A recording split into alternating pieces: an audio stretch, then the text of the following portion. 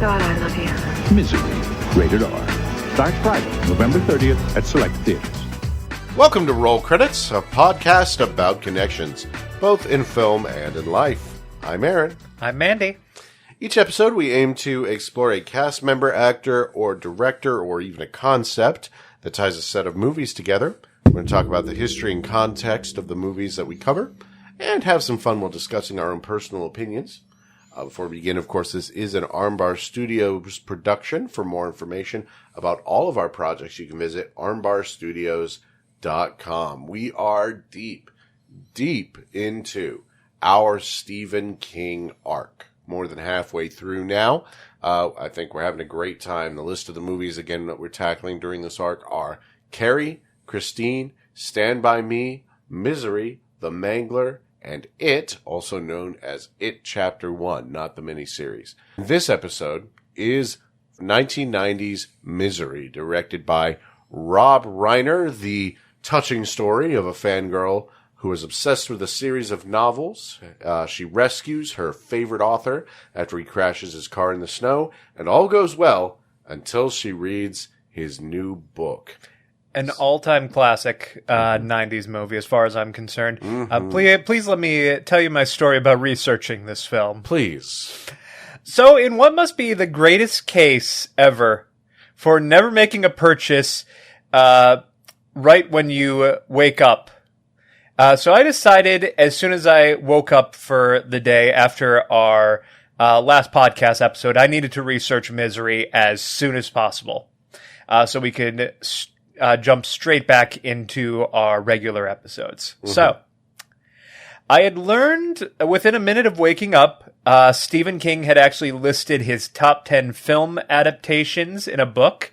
So I thought to myself, let me go to Kindle. I'll go ahead and buy this ASAP. So I pull up my Kindle, I search Stephen King Goes to the Movies, and there's one result, and my brain only sees Stephen King and movies before I buy this in just one click.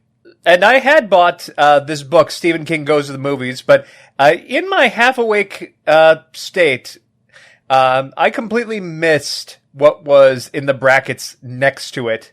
And so it turns out the only version of Stephen King Goes to the Movies that was on Kindle is the Italian language version.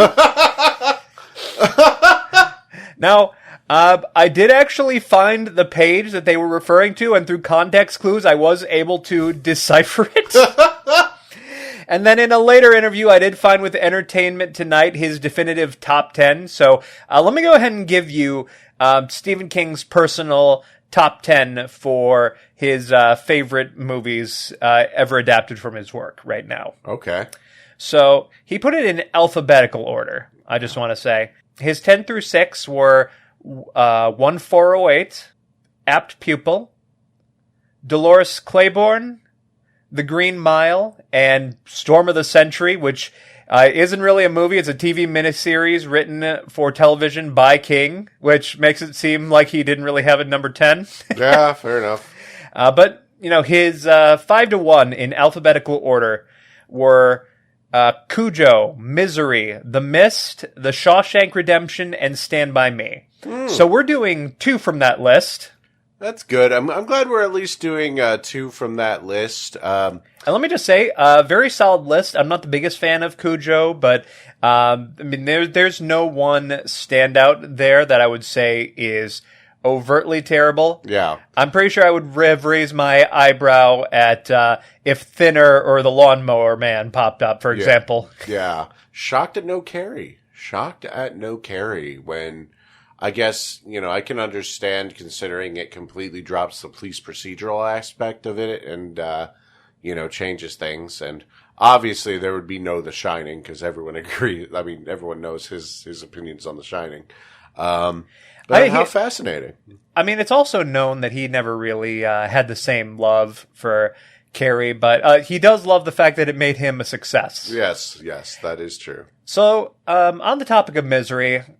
It's actually back in the news right now. That new Osgood Perkins movie, The Monkey, actually has a reference to it. I won't reveal that is its own Stephen King adaptation based on a short story. Right, and I won't reveal the reference on the podcast. I did look into it. It's pretty fun. For me personally, though, Misery was my first ever Stephen King horror movie that I watched. I'm pretty sure it was either this or The Shining, and I'm pretty sure I watched this on TV as a kid. Wow, really? I mean, I knew about Misery. The first time I watched it, though, was, I think last year, or no, when we did Kingtober 2 years ago, or however long that was. I'm a little spotty on figuring out what channel I would have watched this on. I remember, around the time for it, I remember it was around Halloween time, so I want to say it was AMC Fear Fest. Mm-hmm. But I'd say maybe more than anything Stephen King has ever made, Misery feels like the kind of story that Alfred Hitchcock would have loved to direct.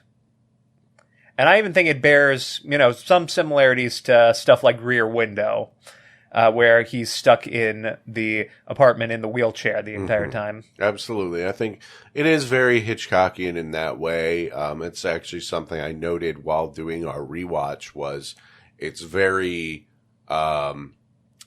setup payoff, and that is very much a very Hitchcock way of doing the films. It's like big time, hey, what is going to happen if you're paying attention, and seeing it get from point A to point B is often part of the appeal. And then there's one thing that really separates it from Hitchcock movies, I would say, which is it's also a pretty funny horror movie, which, this is a departure for Rob Reiner, but at the same time, you can understand exactly why he was the perfect choice to direct this. Absolutely, and it's very interesting because to me, it's not that I don't find humor in the movie, but humor is not the first adjective I think of or first descriptor I think of when thinking of this movie, because to me the tension overpowers much of the humor. But of course, that is kind of the fun part of rediscovering this is realizing how much humor and the horror of it all kind of mingles in this. It's definitely a dark comedy, and then no matter how much it makes you laugh, everybody nobody's laughing when she breaks out the sledgehammer. But But we'll talk about that. We'll talk about that.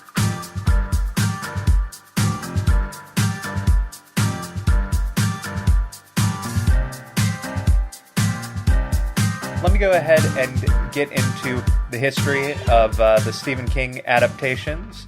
As we exit the 80s and enter the 90s, sources this time come from Grady Hendrix's Paperbacks from Hell, StephenKing.com, TCM, CastleRock.com, Entertainment Tonight, and the Los Angeles Times.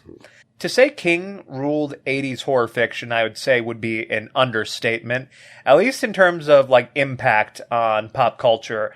King really was 80s horror fiction, kind of the rock star of that field. So the 70s had The Exorcist and Rosemary's Baby, but really within 3 years into the 80s, there was an estimated 40 million books by King in print, more so than Richard Matheson.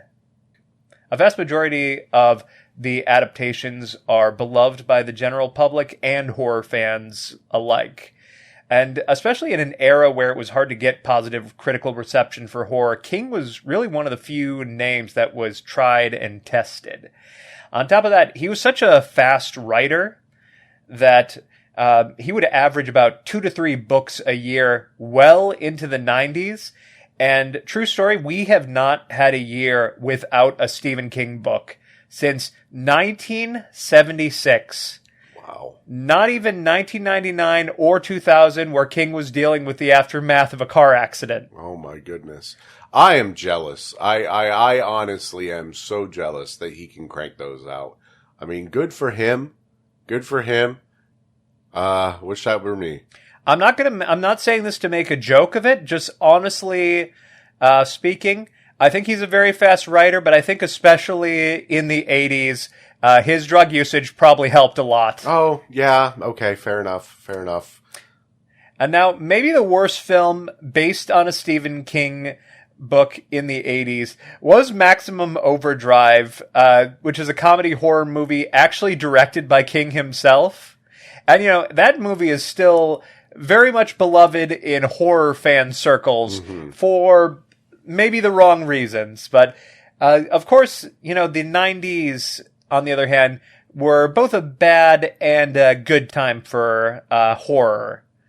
And it's not as bad as many will have you believe, but especially when you compare it to King's run in the 80s.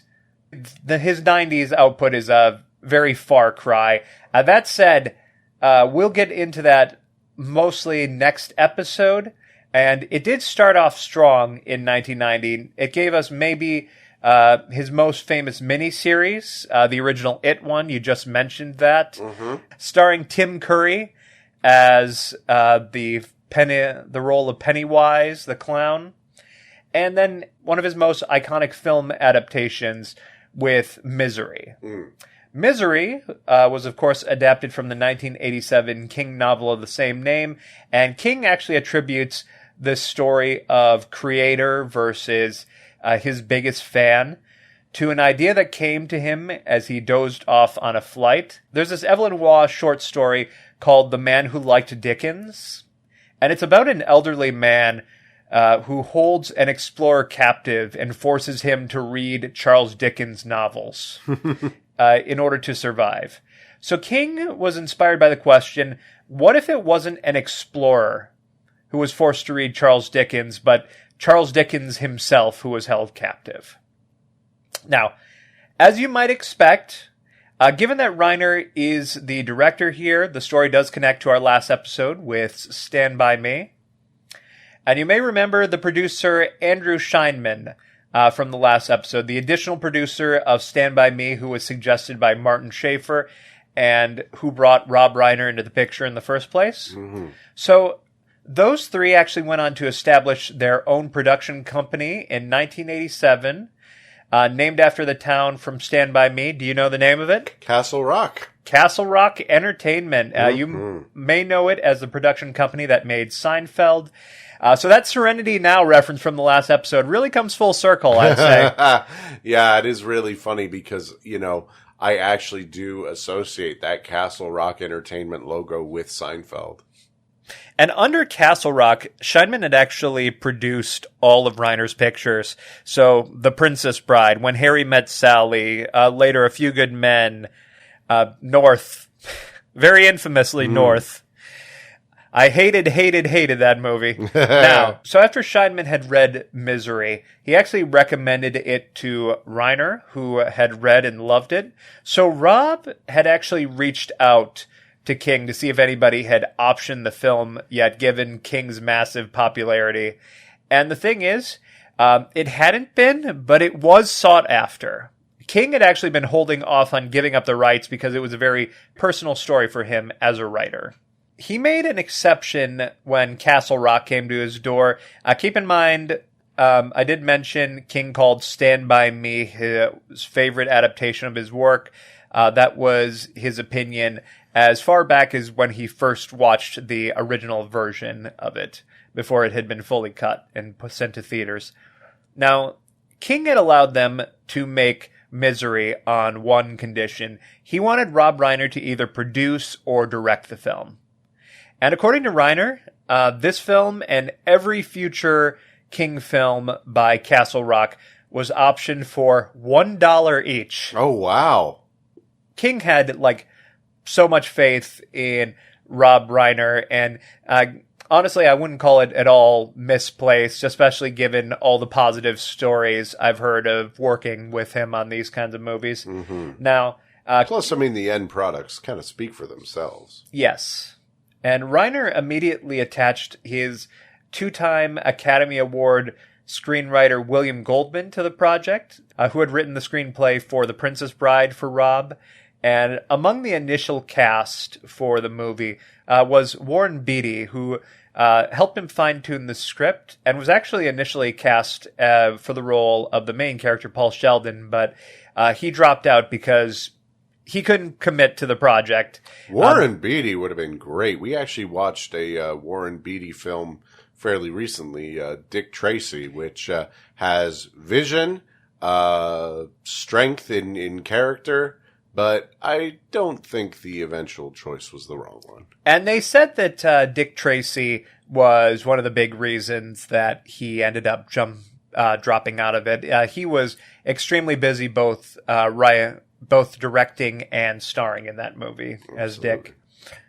So, in his place, they cast James Caan in the role of Paul Sheldon, while the role of Annie Wilkes went to the relative unknown at the time, Kathy Bates, whose career unquestionably took off after this movie. And in spite of a bias towards horror films from the Academy, Bates was so good in her breakout performance. She actually won Best Actress, and in the process, she became the second person from a King film to ever be nominated for the award after Sissy Spacek and Carrie, and also the first to win an Academy Award.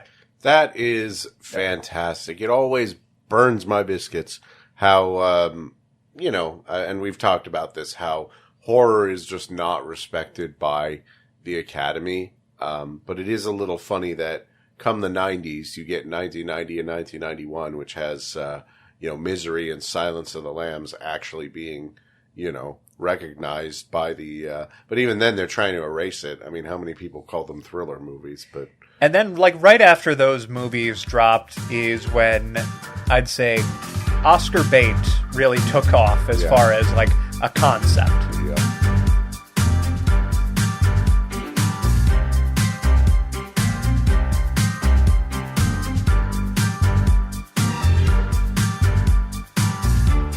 So I think we can go ahead and move forward.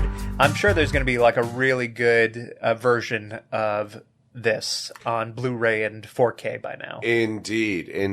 Another winner here. This time released by Kino Lorber. Okay. They're the ones who got the 4K rights. Kino Lorber, for the listeners who don't know, are an excellent physical media and distribution and film company. Misery is probably one of their biggest gets in terms of their licenses. The other one is probably Brokeback Mountain. If I had to pick a top two, and maybe Silence of the Lambs as well. But that's beside the point. The Blu-ray rights were originally held by, they were just kind of standard sort of movie studio releases. So the 4K and the Blu-ray, according to Blu-ray.com, Dr. Svet Atanosov. So before we get into this... Yeah, tell me. So I'm not here to... So I don't know the full story here. Maybe Kino Lorber specifically saw a lot in these movies in particular, but Academy Award-winning films, generally speaking, they're very highly sought after by these release companies. Obviously, it's one of the easiest things to sell a movie. Oh, this one won an Academy Award. Mm-hmm. So, yeah, you're telling me that the three that was the easiest to obtain for Kino Lorber were the two horror movies and then also the queer drama. Okay, fair enough. Yeah. It is pretty funny, cause Kino Lorber, they're mostly known for sort of the silent or classic film eras, film noir, sort of more obscure stuff, and then now these, so. And My Boyfriend's Back. Oh, and My Boyfriend's Back, baby! Listen, I will always laugh that they managed to get My Boyfriend's Back. I'm so sad that it's out of print now. Going back to the release, it is the 4K release of Misery that they got, and it does come with both a 4K and a Blu-ray. And according to, again, Dr. Svetotanosov of Blu-ray.com, he says that it contains, quote, truly amazing video and audio. So again, if you're a King fan, you are eating. I mean, I guess that counts as that. It's like you were saying, Stephen King was so well regarded that, pretty much all of his movies are going to have a built-in audience.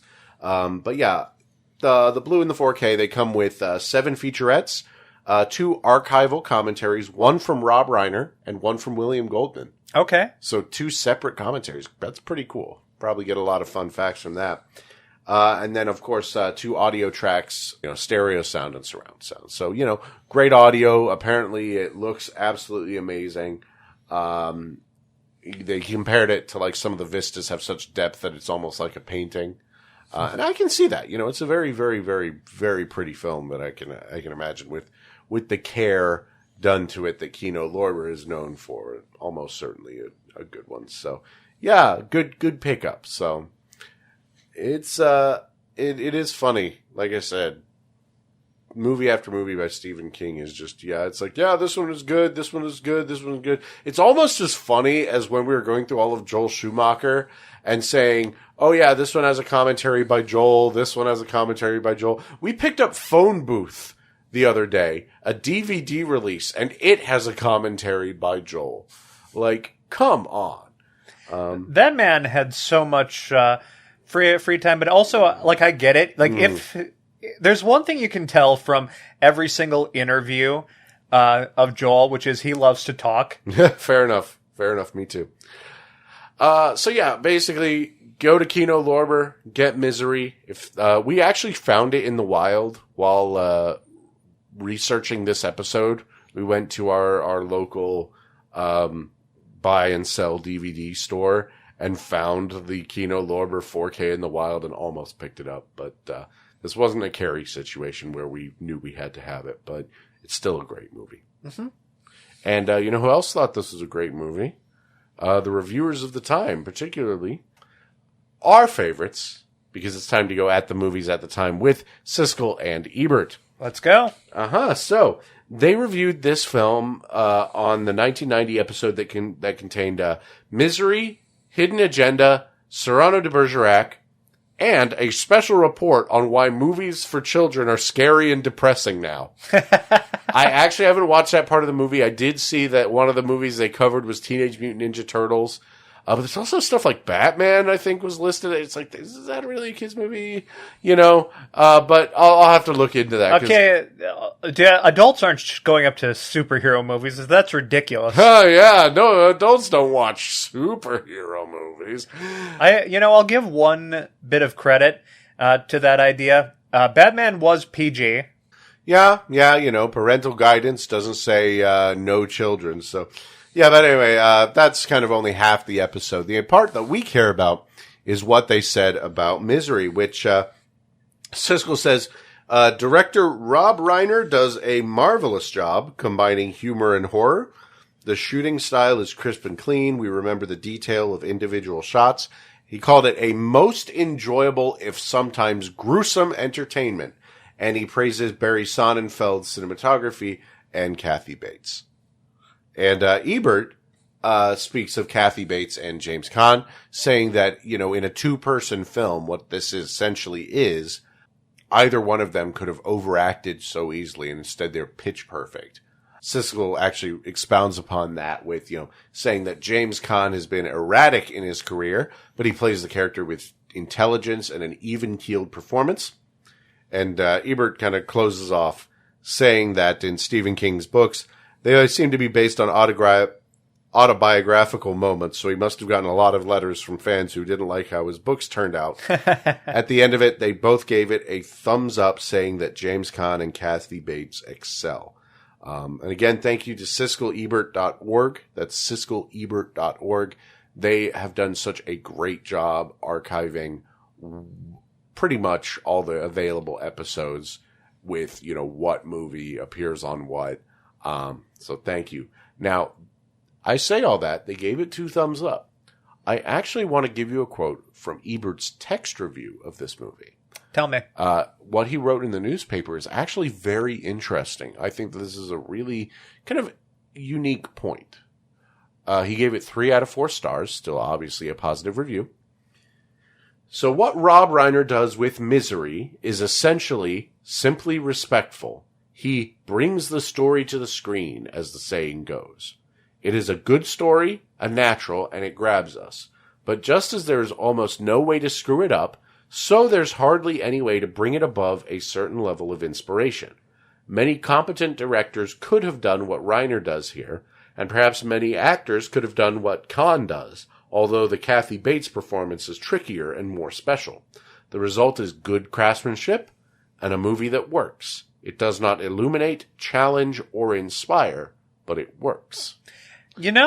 I've seen So after this movie, Ebert especially was very high on Reiner up until North came out. So I think that's interesting to say, there was probably like directors who could have done this better. Yeah. I guess it's kind of a difference between a general level of respect for Reiner versus maybe thinking him as one of the best in his field. Even in the North review, he mentions that Rob Reiner is a good director, and it was just kind of a bad movie.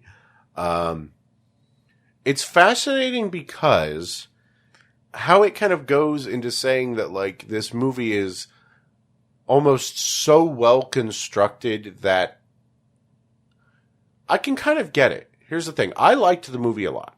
I did. But I think this is an interesting perspective where you have to ask yourself, is there a point where a movie is so well constructed that by losing the kind of potential rough edges it could have had, it prevents it from being, like, spectacular? I don't know. You know, I think that is kind of the case. A well-made movie does not mean a movie that you enjoy. Now, obviously, he enjoyed it. And I mean, I think that actually it takes quite a lot to make a movie that is so... It's a domino effect of a movie that can only exist if the escalation is pitch perfect and the actors are on point. So I don't totally agree with him.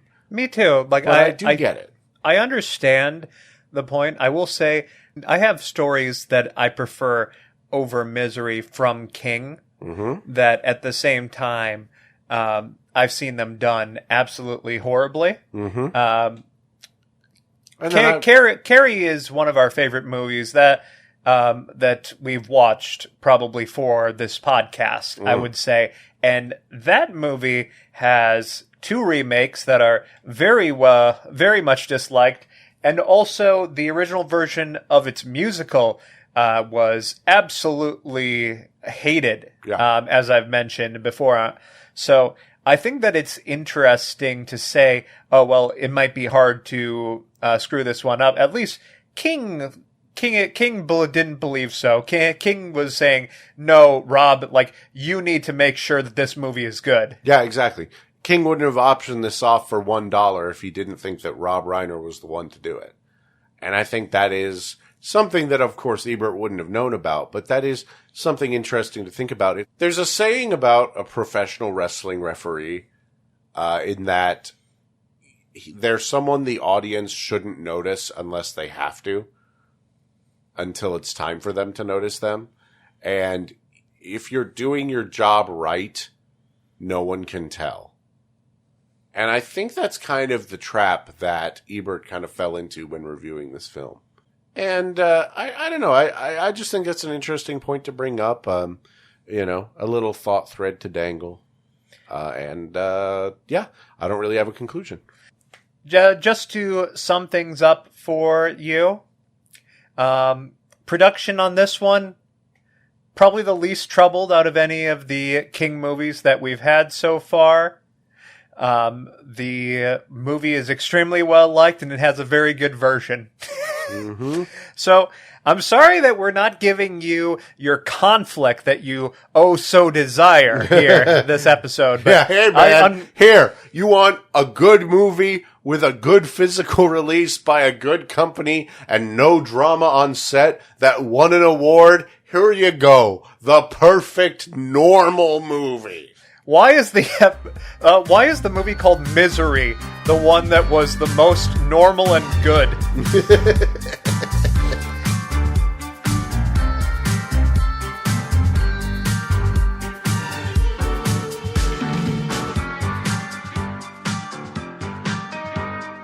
Should we get into the movie? Let's get into the film. Which is funny because the first note that I actually have here is that there was the Castle Rock logo. Before we get into it, I'm about to go full boomer right now. Please. If you search this movie on streaming, it won't let you rent it, and it will only let you buy it for $15. What the hell? That's too many dollars. I mean, if you're going to buy the movie for $15, you might as well buy the Kino Lorber 4K. I'm just saying. Maybe I just got it at a weird time. I know the other day we were also trying to watch the movie Drop Dead Gorgeous right before it hit Tubi. Yeah. And it was completely inaccessible anywhere. You couldn't rent it or anything. Yeah. It was very weird. And now you can watch it for free, so do that. So this is our first ever Castle Rock logo before any Stephen King movie. And we are near the end of this run, so I don't know if we're going to see it again. At the very least, it's nice to see that the output from Stephen King's work created something in the world. Mm-hmm. Which, sadly, Castle Rock has since ended as a company. Its legacy has stuck around in the memories of many King fans and Seinfeld fans. Yeah. So if you were watching TV in the 90s, you probably saw that lighthouse. Our opening shot is Paul writing in the background of his newest book. In fact, before we actually see it, we hear it. The typewriter noise. Yes. That's something I really like. I love when a movie starts with like a really distinct noise, like the car revving in Christine. In the foreview, focused on by the camera, we have a cigarette and a match, a champagne bottle, and a glass. And we're not getting an explanation for this immediately, but we do see after finishing his book, he lights up his cigarette, pours himself a bottle, and then relaxes as he goes out into the snow. He makes up a snowball off of the snow on his car and then throws it at a tree. And we see him drive as we hit the opening credits for this movie. And correct me if I'm wrong here. I think this one fully established the iconic Stephen King font. Yeah, I mean, I think that you really notice kind of the font here. I believe there was a bit in Christine, but that might have been the John Carpenter font. It's hard to tell some of this stuff, and there's unfortunately, I'm not a font person. But but here's the thing. You know it when you see it, because if you watch In the Mouth of Madness, also a John Carpenter joint, you can tell that the horror author in that is meant to be Stephen King just by the logos on the book. And I want to stress one thing real quickly. I know that Stephen King had an iconic font by this point picked out for his books. Mm-hmm. I mean, specifically as far as his movie logos, they seem to be all different until about this point. Yeah, about this point. As he's driving across this hillside, things get a little slippery. He makes a turn, and then his car crashes and tumbles and lands into a snowbank. It is a very sudden crash, which is something I enjoy. Like, the music is swelling as you're watching, and you can say that that's like a Rob Reiner thing, but it is interesting. Again, it's another Stephen King movie with a really prominent soundtrack. I do think it is kind of a case of, just the people in charge of adapting these movies and the times both kind of coming together to accidentally give these movies sort of a musical identity.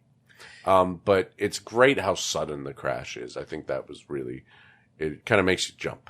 And they do turn off the music right as he falls in to kind of make sure that the impact of it isn't lessened. Part of me does wish that they would keep it on during some of these scenes, though. It is fun sometimes to see someone try and wake up from these scenarios while, Tutti Frutti is blasting. Yeah. Maybe that's just the David Lynch fan in me just liking a little bit of absurdism with my horror. As Paul Sheldon is waking up, we get a flashback to him and his publisher as they talk about his new book. I want to weigh in real quick about the, the Misery novels, which, are the novels that Paul Sheldon has been writing for the greater part of his career, kind of trapping himself in this sort of, cycle, this genre. It's funny because the books don't look like Stephen King books. No, they don't. They're obviously romance novels. Yes, they're very I think the entire point of it is that it doesn't even need to be horror. It doesn't need to be like a drama. Like, it could be anything. It's what you're known for. Although the fact that his greatest creation that is taking over his life is called Misery is extremely on the nose, but it does rule. Oh, yeah. I mean, the name Misery Chastain is amusing. I would assume there's some sort of like puritanical, hardcore religious sort of iconography in those. As we go back to the scene in the snow, we see as someone takes Paul out of his car and then resuscitates him in the snow before tucking his manuscripts into their jacket. And we get a transition to white as we get to our main location for this film, which is inside the house of Annie Wilkes in the room in which Paul Sheldon sleeps and writes and does everything. And as he's waking up from passing out, he hears a narration, and immediately we are hit with maybe some of the most iconic lines in this movie. "I'm your number one fan. You have nothing to worry about." And we get this very angelic voice as he comes to and sees a vision of Kathy Bates looking down at him in a very oppressive manner. Oh, yeah. It's great. And that's something, obviously Kathy Bates as Annie Wilkes is going to get all the acclaim for this film, as she should. And just as Siskel and Ebert said, I mean, James Caan does a great job of being, beaten up and lying in bed. Something I really love about this scene is there's sort of a melodrama to it. It's very soap opera-ish. I've been thinking a lot about, the use of different transitions in film over the years, mostly because I was thinking about a Kurosawa film and how in Seventh Samurai, I believe, a lot of the screen transitions from film to film are sideways wipes, and how that is meant to represent the sliding doors of the dojos. And I'm thinking about kind of how these slow fades are both there to kind of add sort of that soap opera melodrama, but also to represent Paul Sheldon himself fading in and out of consciousness as the film progresses. And I just think that's interesting. I think it's really kind of cool when people really think about, what you can do to get from scene to scene in a way that really puts you in the head of the characters. There's some very strong editing in this. So I wanted to bring that up, actually. So the thing that got me really is the soundtrack. Mm-hmm. Like, there's nothing really malicious initially about Annie Wilkes. She introduces herself. If you don't know anything about this, she does seem likable in this scene. Obviously you get the scene of her looking down at Paul in an oppressive manner, but what works is Kathy Bates seems like somebody who thinks of herself as a very nice person. And I think you see her in Save Paul, you initially want to be on her side. But the big thing that really changes it is the soundtrack. It does sound ominous and shady. Not necessarily evil, but you can tell that something is up. And it reminded me of the Jordan Peele quote where he said that, the big thing that separates a horror from a comedy is the soundtrack. And this one is really what establishes this as a horror before we get to the horror scenes, mm-hmm. I would say. Yeah. You get kind of these sort of little hints and these little things that show that Annie is not quite right. I think there's a good case to be made. We will credit a director maybe too much sometimes. Obviously, they do hire a lot of the people on set, but, they do have cinematographers. They do have a whole bunch of different roles. It takes a village to make a good film and all that jazz. But, credit really to Rob that he knew that these were the right people to hire to do this. Mm-hmm. I mean, we talked about how he hired people on the Stand By Me set. Everybody kind of needed to gel with one another. And I think you can really see the effects with his films because they're very cohesive. Yes, yes. They have these rock solid foundations to them. You're absolutely right. And usually, in order to get to this level, directors tend to run a very tight shift. Like Stanley Kubrick, for example, very infamous as kind of a hardline director. Alfred Hitchcock, very hardline director. Rob Reiner seemed to have done it in kind of the opposite way. He was very hardline as far as getting people onto his project. But at the same time, if you were on it, he just wanted to make sure that you felt like you were family, basically. Yeah. David Lynch is very similar. And speaking of both David Lynch and hiring the right people, in the next scene, we get the introduction to pretty much the third of 4 characters that are going to appear in this movie. And that is Richard Farnsworth as the sheriff. The main character of the straight story. Yes, exactly. It was so funny because as soon as he opened his mouth, I was like, oh my God, that's Alvin Straight. And we'll never do the episode Highway to Hell because there is an episode of another movie podcast, which we've done one episode for. You can find it on here, Cinema Gratuita, called Highway to Hell. But I actually recognized him from that movie, too. He plays the gas station attendant in the beginning who has the history with the main antagonist of that movie, which is the Hell Cop. That's right. That's right. So, yeah, a little plug to the one episode of the podcast we did with our friends, Cinema Gratuita, available on armbarstudios.com. Shoutouts to Richard Farnsworth, who is excellent in this movie. Very funny, very subdued, which I find to be a really great contrast to Annie Wilkes's, Kathy Bates' delivery as Annie, which is a little more exaggerated, very clearly enunciated, sort of, well, I'm talking like this. Like she's talking with her whole face.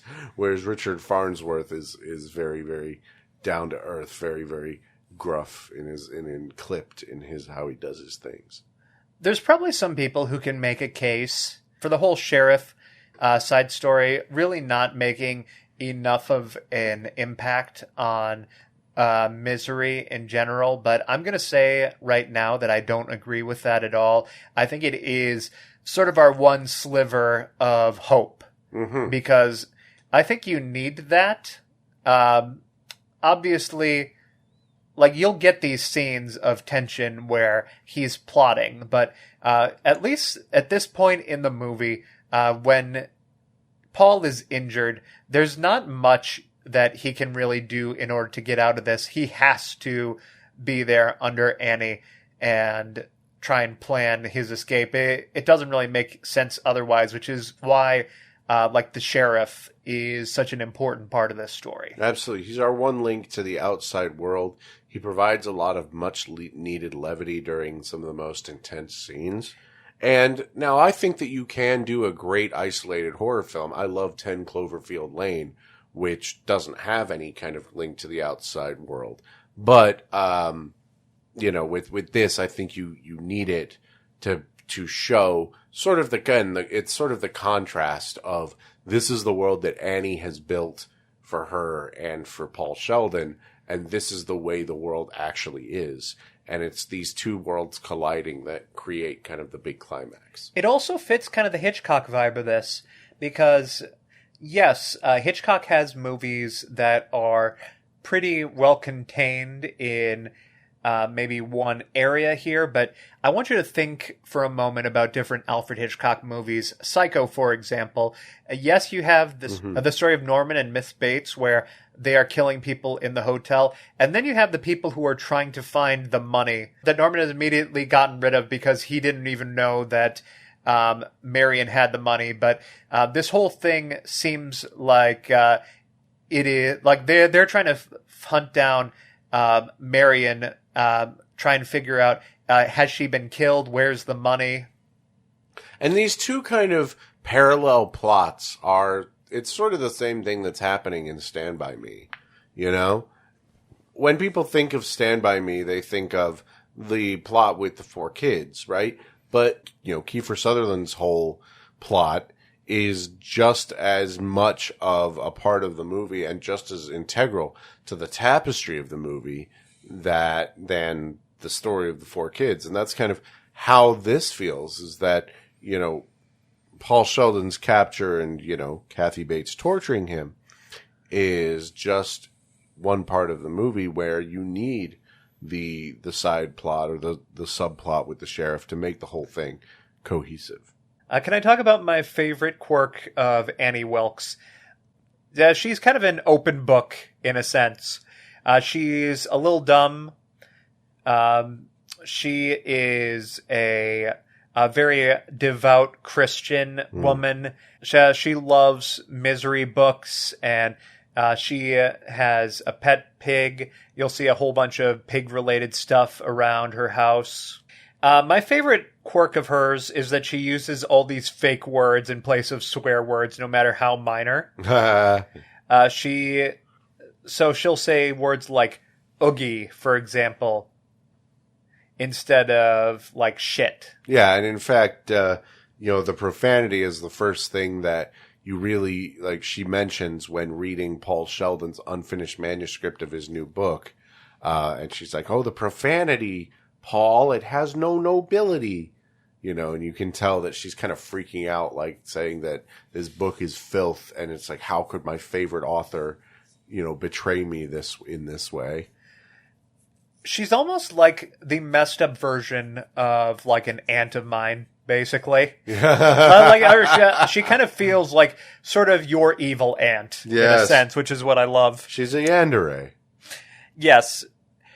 And the thing that makes her evil, the first thing we really see is as she's freaking out about this story of people in the slums, she's trying to feed Paul tomato soup at the same time, and she ends up spilling a little tomato soup on him, and she screams at him, "Look what you made me do!" Oh, awful. Absolutely horrid.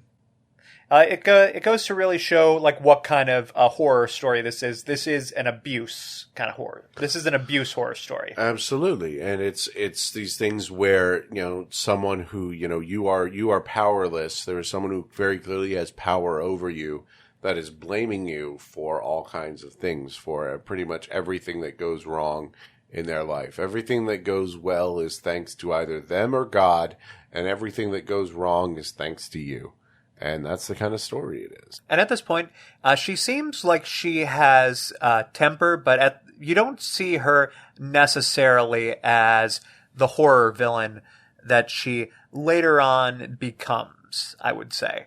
She seems almost like this very realistic portrayal of maybe an abusive family member or an abusive friend, for example.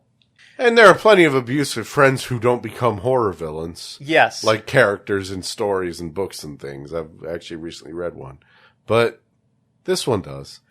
And we're going to get to some really nasty stuff with her later on. But first, I want to talk about how nice it is. So we cut back to the sheriff. The sheriff and the deputy of this town are married. The deputy's name is Virginia, and we get a scene as Virginia puts her hand on the sheriff's leg. And I just want to say, shout outs to this movie for making an old couple in love. Oh, they're so cute. Now, they kind of have this sitcom dynamic where where they sort of criticize each other. But it's mostly charming. You get the feeling that they do really like each other, all things considered. Mm-hmm. Absolutely. And it's a lot of fun. Like I said, they add some much needed levity. There's some really interesting stakes. I love the mystery elements of the movie. And it comes from some great dramatic irony whenever they miss a clue, like the tire in the snow. Yeah, the thing about the tire in the snow, that especially felt very Psycho and Hitchcock to me. How they the whole thing is they get thrown off the trail of this investigation by about the stupidest coincidences, and it just makes you pull out your hair, which I love. Absolutely. It's all the pieces are there. They're just waiting. We're just waiting for someone to put them together. It gnaws at your soul, which is fantastic. Through this, it's an important line of dialogue to mention that we actually see as the agent is talked to, doesn't know anything about this situation with Paul. She seems to be just as in the dark about his disappearance as anyone and wants to kind of track him down. But of course, very next scene, we see as Annie Wilkes tells Paul that she's picking up the final Misery book from the store, and also she talked to Paul's agent. She says this so nonchalantly. It's like such an obvious lie to the audience, while Paul can take her on her word for the most part. And it's that symbol that shows like, hey, things are not okay. Things are not going well, and she absolutely did not. So, yeah. This scene also introduces us to Annie's pig that I mentioned earlier, named Misery. I should say it's specifically Duroc is what it's called. So it is the kind of pig that has hair on it. I couldn't tell you the difference between pigs in it, but if you want like a general image of what this thing looks like, go ahead and pull up Duroc. Duroc. And shortly afterwards, we get one of my favorite jokes as after picking up the last Misery novel, Annie goes to praise it to Paul. So she asks what was the thing painted in the Vatican by Michelangelo. And Annie calls the Sistine Chapel and Misery's Child the only great pieces of art. Yes. Fucking fantastic. Only two things in this world. It is scary how accurate this movie is to just like modern internet culture. Yeah. It's very funny because after all this, effusive praise, she finally finishes the book in the middle of the night and wakes Paul Sheldon up because she hated the ending. And she takes it as an attack because she's like, well, misery has always been something very comforting for me since my husband died.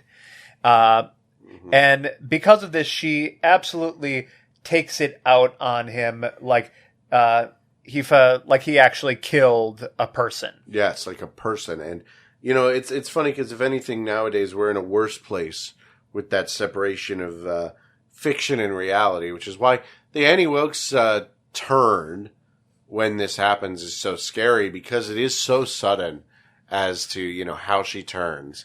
And it really does beg the question of, does an ending invalidate your journey? And, when does an ending you don't jive with, destroy or harm, your own kind of enjoyment, your own journey, and, harm a piece of work. It's interesting. It's an interesting question to ask.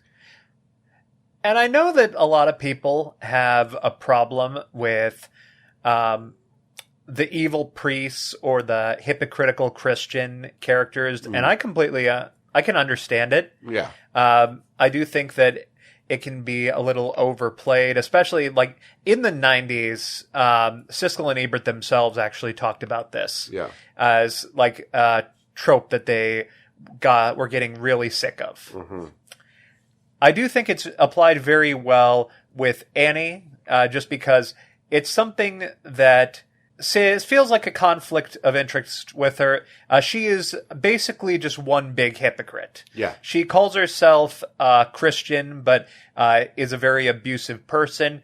She acts like a very learned, well-read person, but then she constantly kind of proves herself to be an idiot. Like, she is basically one walking contradiction. She is happy until she is very, very angry. Yeah. The interesting thing about Annie and, the hyper-religiosity is sort of how devoted she is to sort of this centering of herself in her narratives.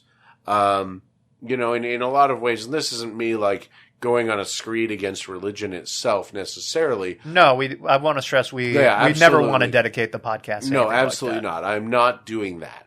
But what I am saying is that I do think it takes sort of an element of self-centered arrogance to be a person like Annie Wilkes, where, she is the center of her universe. Her home is the center of her world. Misery, the book novel, is hers. It is not the author's. The idea that there are people out there who may have different feelings than she does, that is not a thing that occurs to the character of Annie Wilkes.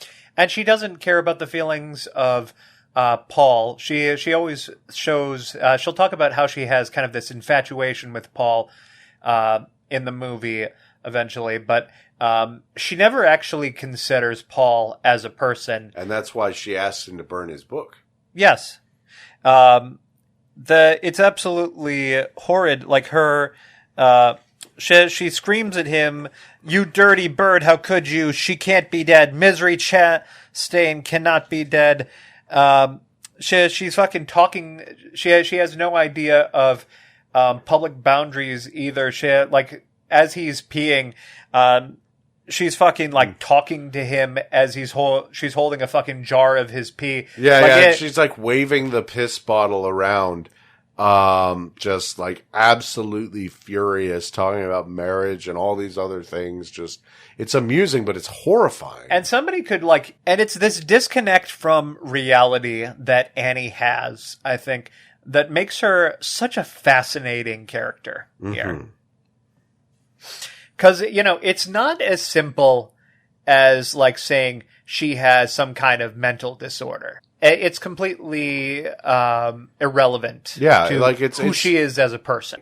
This is not something to pathologize. This is a personality thing. This is, something that people nowadays are very much kind of struggling with, and it only has gotten worse since the internet age, where, they're taking these characters and these pieces of art, and instead of engaging with them as pieces of art, you're engaging with them as though these are real people really affecting you and moving you. No boundaries of where your emotions are versus, what you should do as a fan. And with the boundaries being broken down with social media, I think that's actually a really big thing where authors and artists and actors and all that are way too plugged in with their fan base. I genuinely believe that. And if it was bad enough back then to make Misery, it's, even worse now. I mean, you have Paranoia Agent and Twin Peaks: The Return kind of also tackling really interesting sort of, the poison of nostalgia and the, intersection of, or interaction of artist and fan. I also want to say the abuse feels fairly realistic, and granted, I mean, Shining felt realistic too. I think, and obviously we know the story about Shining. It was based on King's own relationship he had with his abusive father, so you do get it. Again, it's that same personal connection. Mm-hmm. And I have to think he was channeling probably some of these moments with it. The part where Annie is threatening him with a table and crying, and then stops before putting it down and telling him that, you better hope nothing happens to me, because if I die, then you die. Yeah, and it's horrible. And it goes further in that, she forces him to destroy his own belongings by forcing him to burn the new book. And that's such a great scene, too, because it goes to show here, her knowledge of Paul eventually makes her more of a threat. So she knows that there is no extra copies of this book when she burns it, even after Paul tells her as such, you can go ahead and burn it, but it's not going to change anything. And it's a fucking horrific scene, especially to me as a creator. I would say, losing things, losing creative works, losing things that are important to me, losing footage or anything that I've helped create is devastating. I'd love to find lost things, because I just absolutely hate the idea of losing files, losing stories, losing art. I absolutely cannot stand it. And And Paul begs her to just let him keep it and never publish it. And she threatens to just pour gas on him and kill him if he doesn't. And it's funny because she waves the gasoline around the same way that she waved the piss jug around. You know, there's the parallel there with like the gasoline kind of spilling onto him. And it really goes to show how kind of evil and impulsive she is, because as soon as he eventually does break down and do this against his will, just giving up something that he put his heart and soul into, that he genuinely really loved. Yeah, and it is important, by the way, to note that, you know, it's something we didn't bring up, that Paul Sheldon at this point is tired of writing about Misery. It's a very Arthur Conan Doyle thing of like, why did Misery Chastain die? Well, he just felt like, hey, we need to definitively end this story. This story is over. I've come up with an end point. I want to write a new book. And so, you know, he even explains to Annie, who does not want to hear it, that, you know, look, Misery Chastain is dead, but her spirit lives on. I thought it was a very beautiful ending. She doesn't want to hear that. Yes. She wants the series to continue. She does not want it to ever end. And that is kind of the central struggle here. And what I love is as he burns the book, her immediate reaction afterwards is just oh, you're doing the right thing for doing this. And then as ashes of it catch fire in her house, she finally realizes, oh my God, like I set a fire in my house. And then she goes to put out the ashes in her house and put out the fire. Like, yeah, no shit, this happened. Yeah. It goes to show how really impulsive and monstrous she can be just in the moment, which is really the most dangerous aspect of her. There's no, she's not being corrupted by any substance or anything, seemingly. Like she is, this is just who she is as a person.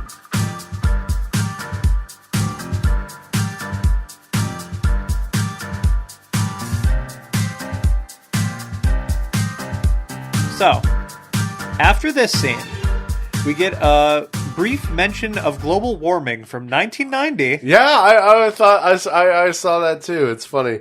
They mentioned the winters getting shorter, which nowadays I don't think they're getting shorter, but they're definitely shifting around.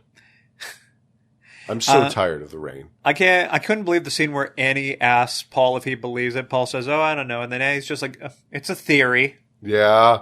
It's like, what the fuck? I couldn't believe that. What a thing to bring up, especially in this day and age with environmental justice. And after that, we get Annie forcing Paul to write Misery's Return on a typewriter without an N key. Yeah. It's the only one she could find. And as Paul mentions that he can't do this because the paper will smudge, she becomes extremely passive-aggressive until eventually just blowing up at him again. It's like, why isn't the paper good enough? It was the expensive paper. I bought you the paper. Why aren't you writing? And he's like, look, and that's the thing is that, you know, it kind of goes again to show, you know, she's a fan. She reads, but she doesn't write herself, which, you know, I don't necessarily think you have to write to read. I don't necessarily think you have to create to criticize, but she doesn't even know the tools of the trade. She knows all of these details superficially, but doesn't actually know what he does. You know, and I think that's interesting because, again, it doesn't, you know, she knows his rituals, but she doesn't know his actual deep methodology. She knows what happens before he writes. She knows what happens after he writes. But she does not actually know anything about the writing process or care about his storytelling process as long as it fits what she wants. She just wants her endless pile of Misery stuff. Yep. Endless pile of Misery novels. Annie Wilkes would be very big on character.ai. She wouldn't even approve of AO3, I think. Nope, definitely not. Any Misery fanfics. So during the scene where Annie heads to the store, giving Paul a chance to go around her house, we really get to see a little bit of her house for the first time. She has a phone display with nothing in it, presumably implying that she takes out the phone before leaving just in case. Yeah. When this was a room that was already locked up, and Paul had to get out with a bobby pin. Yeah, there's a lot of paranoia in Annie. It's interesting how she doesn't even believe when Paul tells her that the paper is smudging. She doesn't actually believe that the paper smudges until she does it herself. It's arrogance. Yep. And it's here we also see her shrine to misery, and also display of several ceramic animals, one of which almost breaks. The penguin. The penguin. And there's this really good scene as Annie is just getting back, as Paul is in the kitchen, and he needs to hurry up and get back into the room where Annie had locked him. Oh my God. Incredibly intense. Probably up there with the train scene from Stand By Me as one of the most intense things we've watched this month. Maybe not to the same degree as like the Carrie massacre, but you know. Yeah, another great sort of, hey, here's the setup, here's the payoff, here's where it's heading.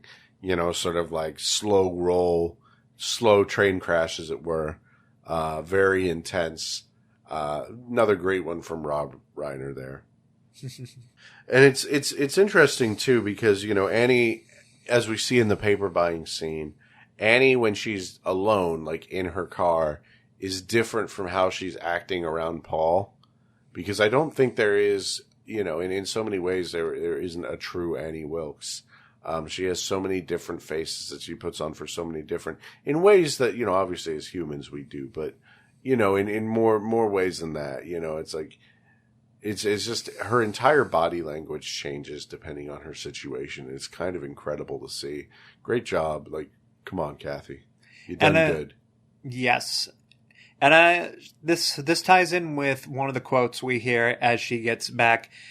She apologizes for everything up until this point by saying, "Oh, well, you know, the main reason I've never been more popular is my temper." Just try to be nice again. And then before saying, "Well, you'll be brilliant. Just think of me as your inspiration." And then blows him a kiss. Yeah. Holy shit. And Paul has to, like, it's fun because Paul has to act confident and smooth in this entire thing to prevent her from blowing up at him like a time bomb. You know? I could always make a joke about how it's Stephen King writing a cool writer again, but I really do think that it's more important than that, where, you know, he's just kind of in this position where he has to basically navigate this minefield that is Annie Wilkes. How did you think? What do you think of the first draft scene? I think this was probably this and the scene that comes in later were the two scenes I always remember the most. I really love him, like, grabbing the paper, and the first thing he writes is fuck, fuck, fuck, fuck, fuck. Yeah, it's great, because it's both an expression of this frustrated helplessness that the character is feeling, but also, it's also kind of a joke, sort of like him, like, having a private joke on her, because, you know, he knows she hates the swearing. So he's like, I'm just going to write the 4 F words here. It's fun. It's fun. Write what you know, and what he knows right now is misery. Yeah. In more ways than one. I love how she calls him Mr. Man. Well, hello, Mr. Man. And so the payoff to this, after the first draft, Annie comes to him telling him, no, this is all wrong. You can keep the character that's named after me. Yeah. But everything else has to go. This is really cheap. And then she gets into talking about the story of Rocket Man. Not the character from Jingle All the Way. Yeah. But a film serial she went to go to at the theater that had this cliffhanger that next week they introduced a scene that wasn't there the previous scene, and she talks about getting up off of her seat and saying, "This isn't what happened last week. They cheated us. He didn't get out of the cock-a-doodle car." He didn't get out of the cock-a-doodle car! Probably one of the best line reads in this my entire movie. God, it's so good. She is so angry at this CinemaSins ass shit. And it's like, look, that's like the whole thing is, it's meant to be a cliffhanger. It's meant to, but that's the thing. She's so obsessed with sort of this sort of idea of cosmic fairness in her storytelling, Like you said, CinemaSins style media critique, So not to kiss Stephen King's ass about this, but oh my god, he does such a fucking perfect job writing this character. Oh, absolutely. Absolutely amazing. And one thing I did really appreciate, though, is when Paul Sheldon was forced to write a new a draft, you only hear about these drafts through the voice of Annie Wilkes. Like, Paul is not going to tell you, the character is not going to tell you anything about it. You're not going to hear a voiceover. You're not going to see any pages of it. So we're only getting glimpses of what might be happening.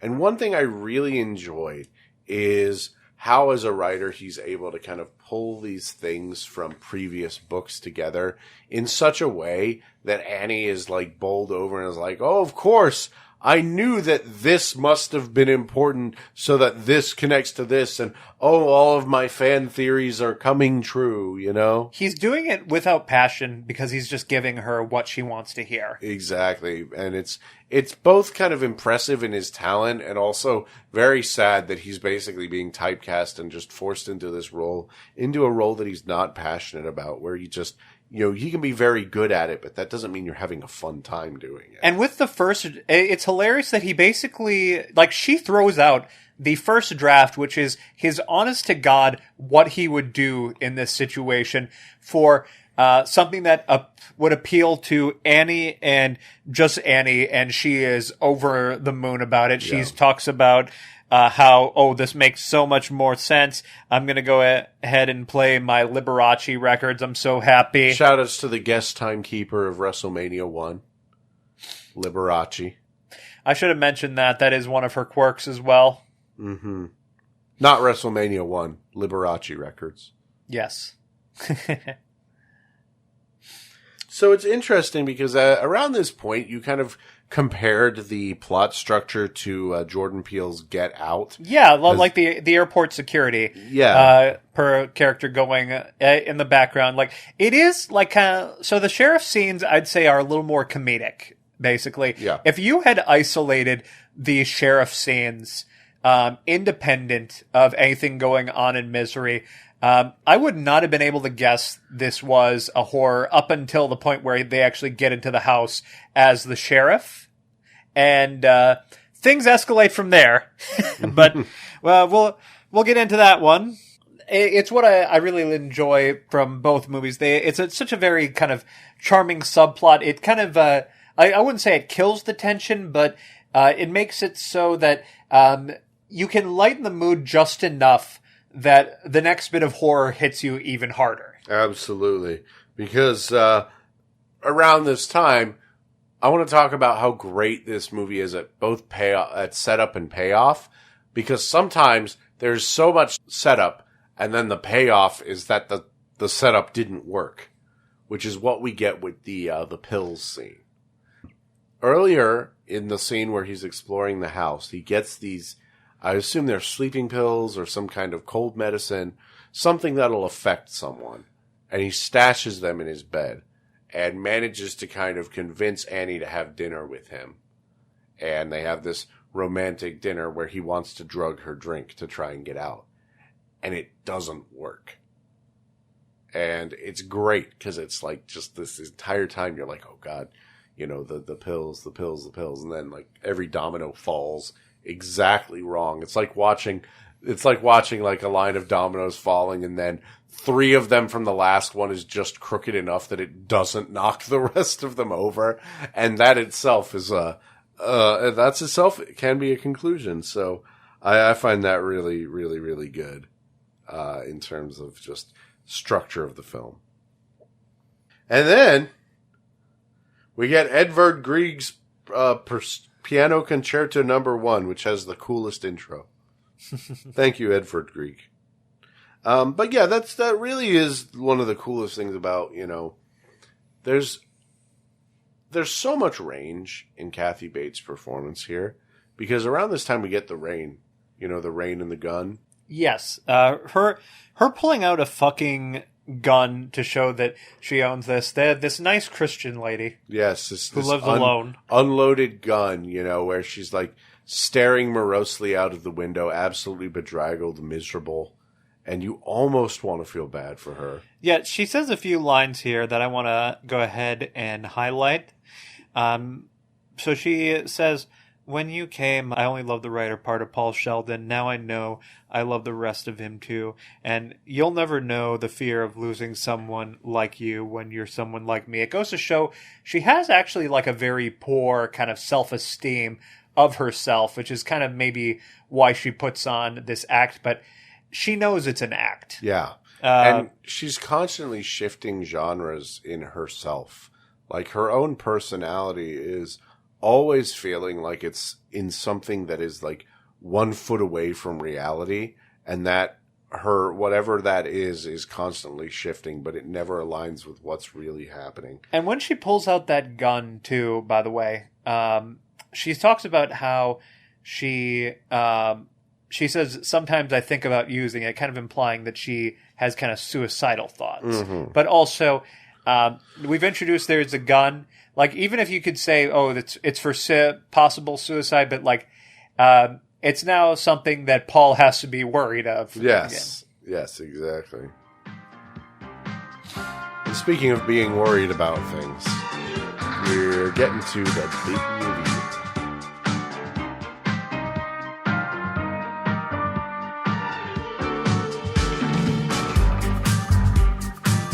The sheriff gets really into the misery novels while he's trying to figure out what's weird about Paul's disappearance, because he quickly figured out that there was a obvious break-in, but Paul seems to be missing. And they say, oh, it was probably wolves that had taken Paul Sheldon and killed him, but he's not willing to believe it because the door was obviously broken into. So he's looking for this other explanation. But, to the outside world, Paul Sheldon is presumed dead.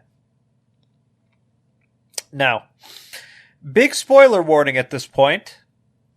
Paul ends up having enough time, again, as Annie Wilkes leaves the house, that he goes into her study and finds a binder full of newspaper clippings. Exactly. He finds Annie's secret scrapbook.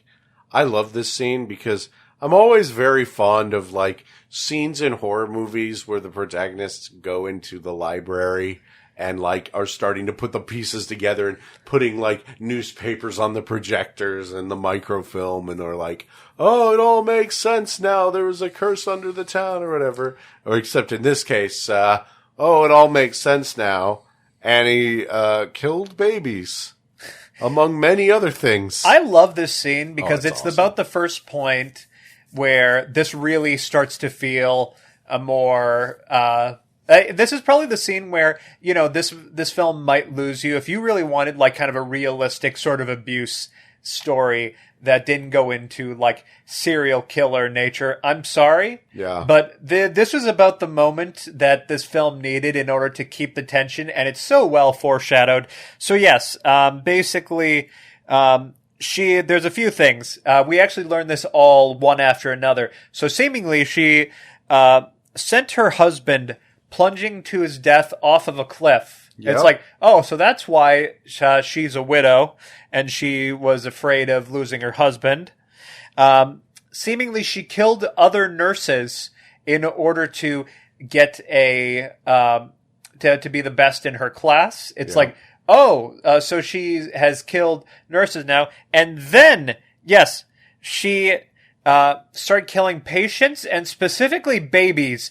She killed and then fed to her pigs. Yes, disgusting, really.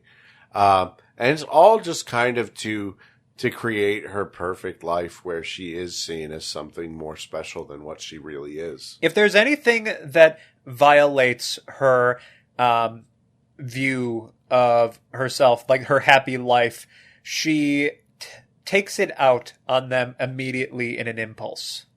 And it is absolutely horrific.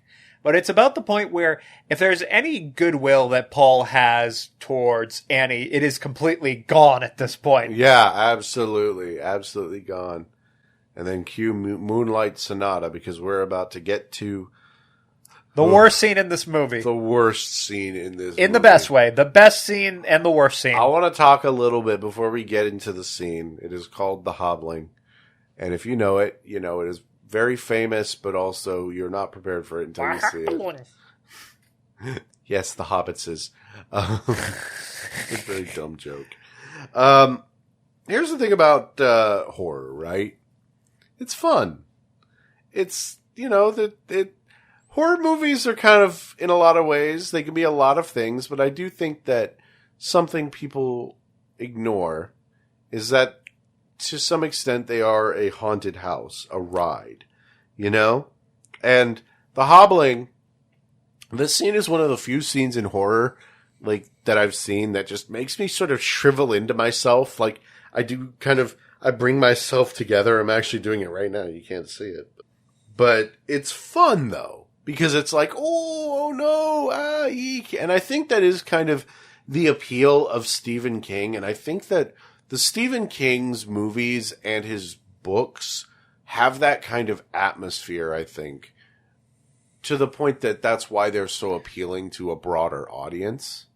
Because I think that they're chillers, they're there because, they have that kind of, I guess, theme parky sort of theme ride sort of atmosphere. And I think that is why he got the mainstream attention that he did. Because, people read it and they go on this, it's Goosebumps for adults, It's the same kind of thing.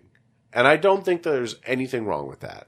And that, I think, is what makes some of his best movie adaptations that are horror themed his best movie adaptations. I mean, you really feel it because, this is thunder, literally thunder and lightning is going on during this scene where she puts him to sleep with an anesthetic. Yes. Busts out the big wooden block. And the funniest thing is, of all things that ended up tipping off her, she noticed that her penguin was put in a slightly different position. Yep, it all pays off.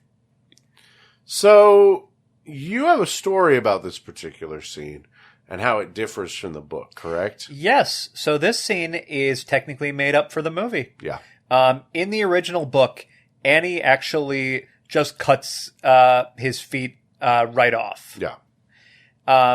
In this one, she just grabs a sledgehammer and bashes both in, and tells a story about hobbling and how they would do this to the miners.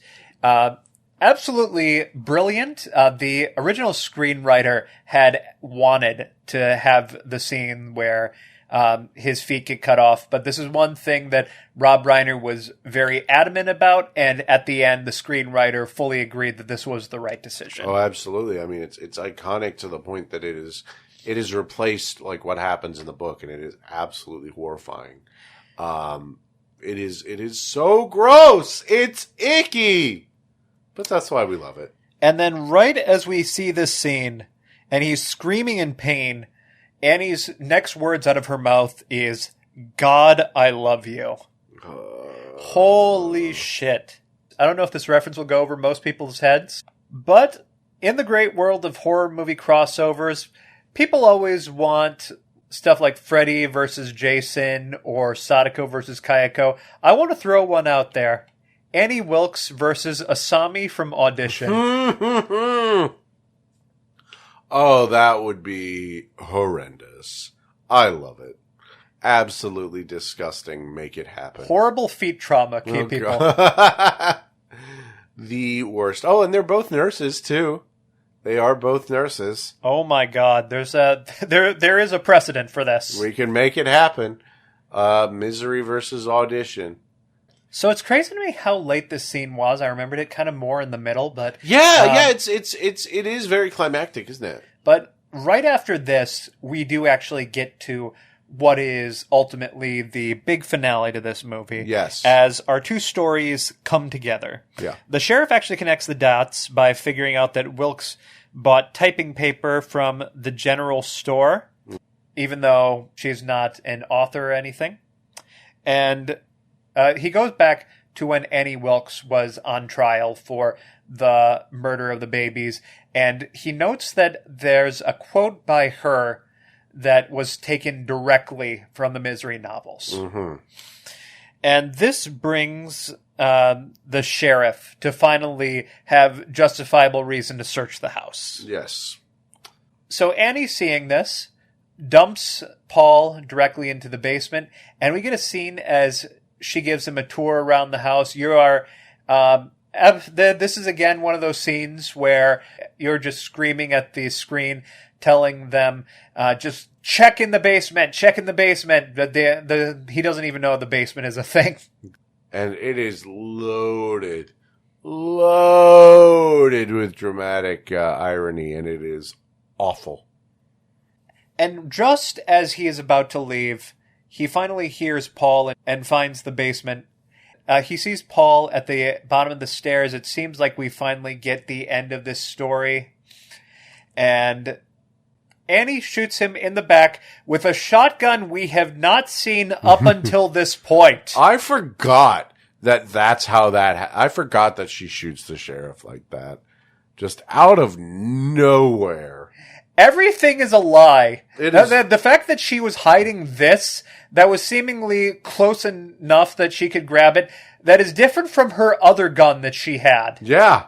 Just everything she has done and said is the one thing that they do not foreshadow, and it is very narratively important that they don't. I mean, I guess, looking back, they foreshadow it by saying that she had a gun, but it wasn't this gun. This is a full shotgun. She blew a hole in Richard Farnsworth. If there is one thing about this moment, it does mean that Annie realizes that it's finally all over after she does this. So she puts 2 bullets in her gun for the purpose of planning to kill both Paul and her at the same time. Paul convinces her to hold off on it so that he can finish up the Misery novel. It's fun because he threatens Annie with answers, basically. He's like, don't you want to know all these gaps that he never intended to ever fill in? So he's like just basically lobbing at her every quote-unquote unanswered question that never was meant to be answered. Like, oh, don't you want to know who Misery's father is? Who cares? Who cares who Misery's father is? That's not what the story's about. The story was only about her.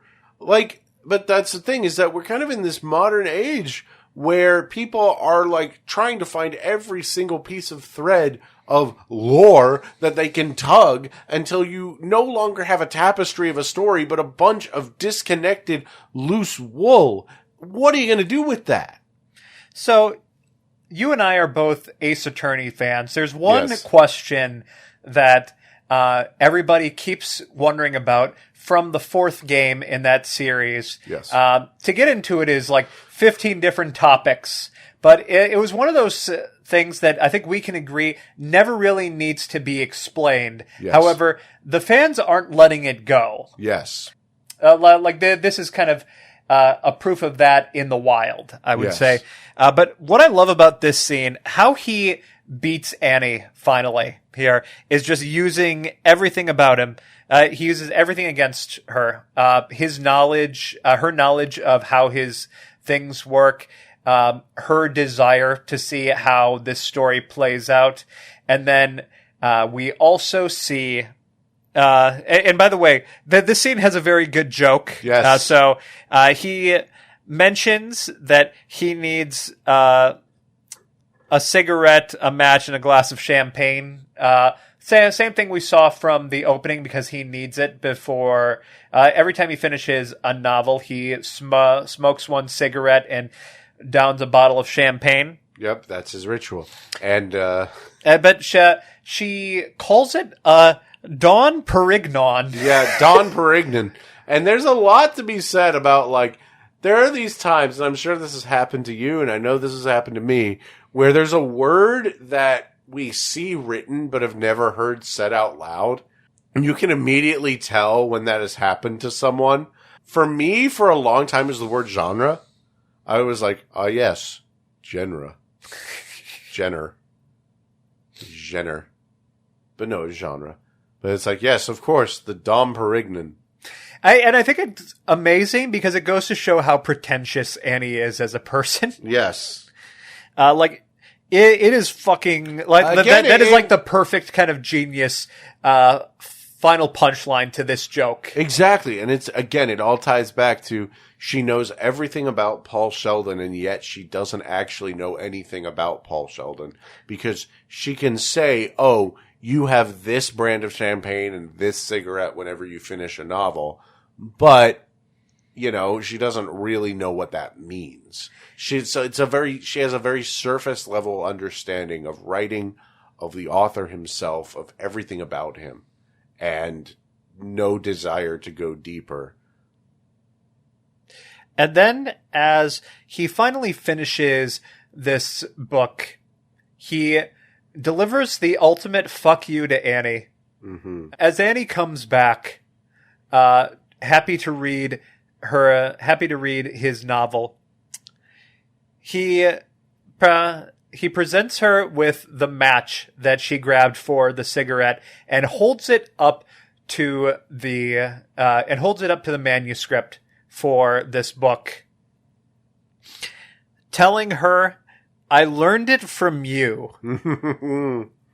Oh, man. And as Annie watches her ideal misery book burn up in flames, and we get a battle to the death on the ground as he grabs the typewriter that Annie had bought and smashes it over her head, seemingly killing her with it. And it's great because killing Annie, in a sense, is Paul Sheldon killing his obligation to the Misery series.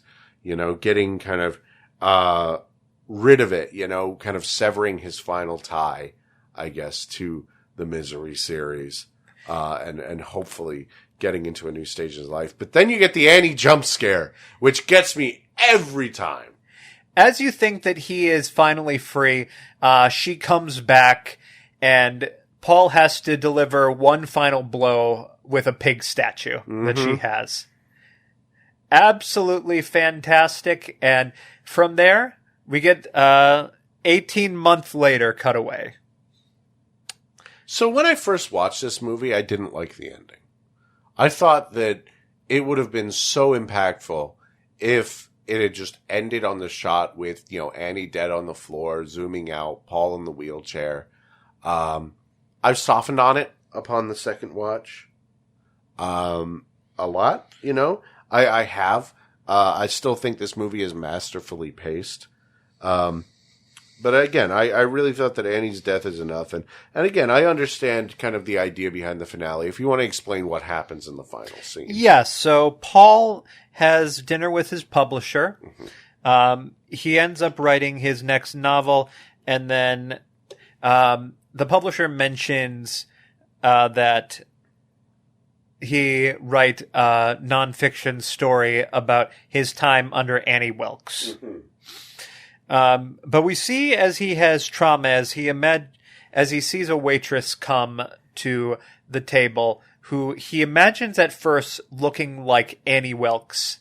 And we get an exchange that is the first exchange of dialogue that Annie and Paul have in the film, technically, which is Annie telling Paul, I'm your number one fan, and Paul saying, that's very sweet of you. Yeah.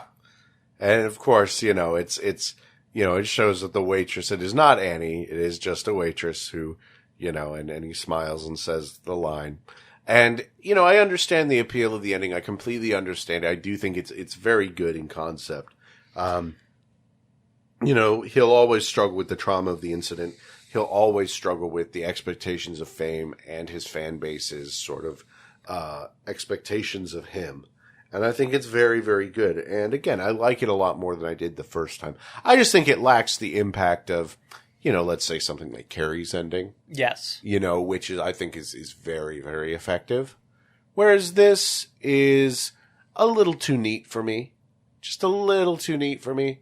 But, I mean, hey, that's another question. Are we going to let, an ending that isn't perfect ruin the rest of a perfect journey? Yes. No, absolutely not. This movie's awesome. This movie is absolutely awesome. It's paced perfectly. And even if the ending is not quite as strong as Carrie's, I still think this movie is tied with that one for me as the best of Stephen King's horror movies. Yeah, the horror, yes. We can talk about, the Green Mile. We can talk about the Shawshank Redemption. We can talk about, Stand By Me, as we did. But when it comes to the horror movies, I mean, really, you cannot go wrong with Misery and Carrie at this point.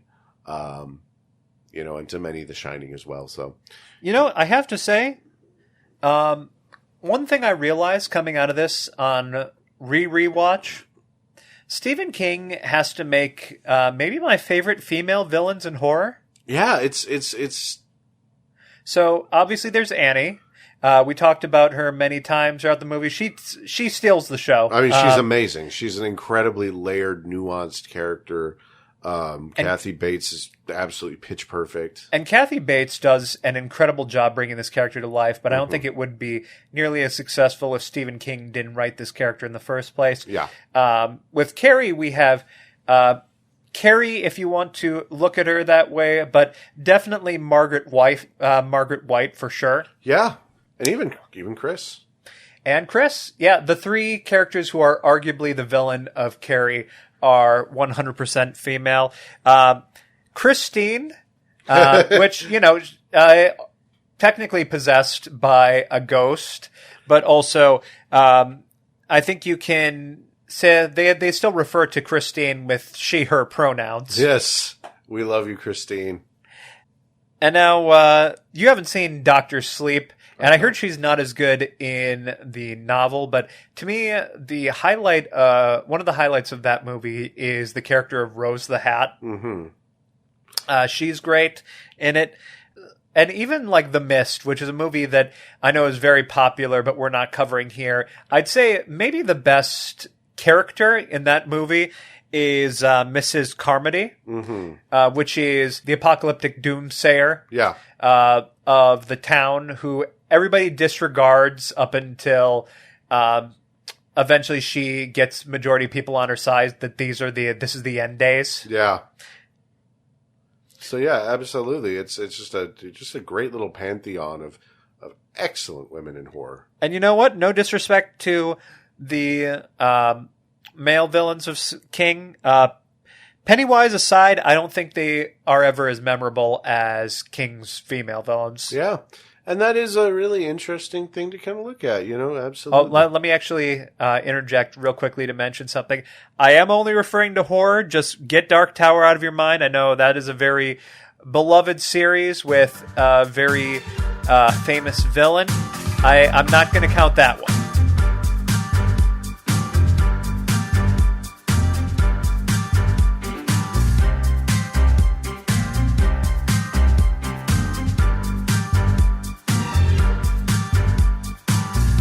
Well, that was Misery. So, final thoughts. I think we can both agree that was an excellent film.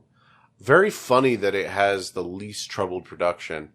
I'm really looking forward to going further with a movie that is an unexpected one. Made by our buddy Toby Hooper, not actually our buddy asterisk, but we have The Mangler coming up next. So, what are your final thoughts here on this film? Love this movie. Every time I've watched this movie, I still love this movie. I told you this is my first ever King horror film. So, it's one of those things where I've seen this film enough times over so many years. It's not like it necessarily surprises me anymore, but at the same time, I can recognize it's a great movie. Mm-hmm. I think it really, it's hard for me to be objective. I've known this movie for so long. Yeah, no, absolutely. And I think that's the thing, is that it manages to kind of hit this really sweet spot. I mentioned earlier kind of the theme park element of it, but I think, out of all of his films, I think this is probably the mainstream one that you can show pretty much anyone, as long as... Not the Mangler? No, not that. Well, we don't know that. Maybe the Mangler is going to be a secret masterpiece. I've never seen the Mangler. And and you were the one who chose the Mangler. Well, that's because I've seen the Mangler 2, which is decidedly not a secret masterpiece. Well, we're canceling the Mangler episode for the Mangler 2. We are not doing the Mangler 2. All right. Enough fun times. Yes, let's wrap this one up. I just want to say, I want to thank everyone, as always, for listening. If you want to look at all the back episodes, please do. We're available on Spotify. We are available on our website, armbarstudios.com. If you want to get in touch with us, please do. We are on social media on Blue Sky. Armbarstudios.com is the handle. We have a lot of really exciting things in the pipeline, both personally and professionally, as always, and we're really looking forward to continuing this arc and eventually announcing our next one. This has been a great time. So until next time, I have been Aaron, that has been Mandy, and until we meet again... 3, 2, 1... Roll credits. Roll credits. Better. Rev up those fryers, because I am sure hungry for one. Help! Help! My leg! Can't you see we're closed? Roll Credits is produced by Armbar Studios and is part of the Aaron and Mandy Network. The intro and outro music is provided by Daniel Vodovos, available on Bandcamp. For more information on all of our projects, visit armbarstudios.com.